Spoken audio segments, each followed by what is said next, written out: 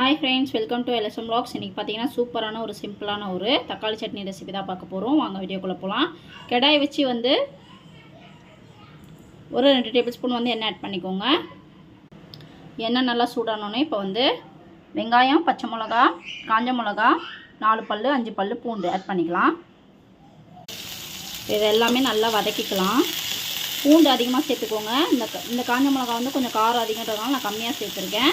உங்கள் காஞ்ச மிளகா வந்து காரம் கம்மினா இன்னும் கூட 2 கூட சேர்த்துக்கோங்க, கரெக்டாக இருக்கும். ஒரு பச்சை மிளகா ஆட் பண்ணிக்கோங்க. பூண்டு நிறையா போட்டுக்கோங்க. வெங்காயம் இந்த அளவுக்கு வதங்கினோடனே இப்போ தக்காளி ஆட் பண்ணிக்கலாம். நல்லா பெரிய தக்காளியாக இருந்தால் ஒரு 5 தக்காளி ஆட் பண்ணிக்கோங்க. மீடியம் சைஸ் 2 வெங்காயம். இதே நல்லா இப்போ வதக்கிக்கலாம். இப்போ வதங்கும் போதே உப்பு போட்டுக்கலாம், அப்போ தான் சீக்கிரம் வதங்கும்.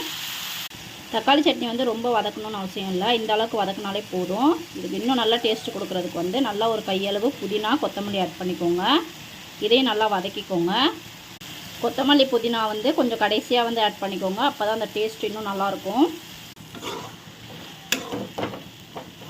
இந்த அளவுக்கு நல்லா வதக்கிக்கோங்க.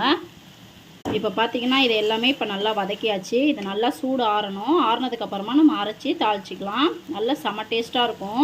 இட்லி தோசைக்கெலாம் அவ்வளோ காம்பினேஷன் சூப்பராக இருக்கும். இன்னும் கொத்தமல்லி புதினா போடும்போது ரொம்ப டேஸ்ட்டாக இருக்கும்.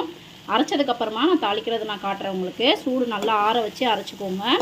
வாங்க பார்க்கலாம் அதுக்கப்புறமா. இப்போ பாருங்கள், எல்லாமே நல்லா வந்து சட்னி வந்து இப்போ அரைச்சாச்சு. இப்போ வந்து 2 டீஸ்பூன் எண்ணெய் ஆட் பண்ணியிருக்கு. அது கூட வந்து கடுகு போட்டுக்கலாம். கொஞ்சமாக கடுகு போட்டுக்கோங்க, ஒரு 1/2 டீஸ்பூன். இப்போ சட்னி வந்து இது கூட ஆட் பண்ணிக்கோங்க. இது நீங்கள் தாளிக்கும் செய்யலாம், இல்லை அப்படியேனாலும் சாப்பிட்லாம். டேஸ்ட்டாக தான் இருக்கும். ஒரு 2 நிமிஷம் வந்து கொதிக்க வச்சு எடுத்திங்கன்னா சூப்பராக ரெடி ஆகிடும் உங்களுக்கு தக்காளி சட்னி. ரொம்ப நேரம் கொதிக்க வைக்கணும் இல்லை, நம்ம வதக்கி அரைச்சதுனால 10 இட்லி கூட பத்தாதுன்னு சொல்லுவாங்க. அந்த அளவுக்கு இந்த சட்னி வந்து அவ்வளோ டேஸ்ட்டாக இருக்கும். தக்காளி சட்னி நார்மலாக செய்வோம், அது கூட அந்த புதினாவும் கொத்தமல்லியும் போட்டு அரைச்சி செஞ்சு பாருங்கள், இன்னும் செம்ம டேஸ்ட்டாக இருக்கும். நீங்களும் இந்த சட்னியை வந்து வீட்டில் ட்ரை பண்ணி பாருங்கள், எப்படி இருக்குன்னு சொல்லி கீழே கமெண்ட் பண்ணுங்கள். வீடியோ பிடிச்சிருந்தது அப்படின்னா லைக் பண்ணுங்கள், ஷேர் பண்ணுங்கள், சப்ஸ்கிரைப் பண்ணுங்கள். பக்கத்தில் இருக்க பெல் பட்டனை கிளிக் பண்ணிக்கோங்க, அப்போ தான் நம்ம போடுற வீடியோ வந்து நோட்டிஃபிகேஷன் வரும். தேங்க்யூ. எப்படி இருக்குன்னு சொல்லி கீழே கமெண்ட் பண்ணுங்கள். தேங்க்யூ. பாய் பாய்.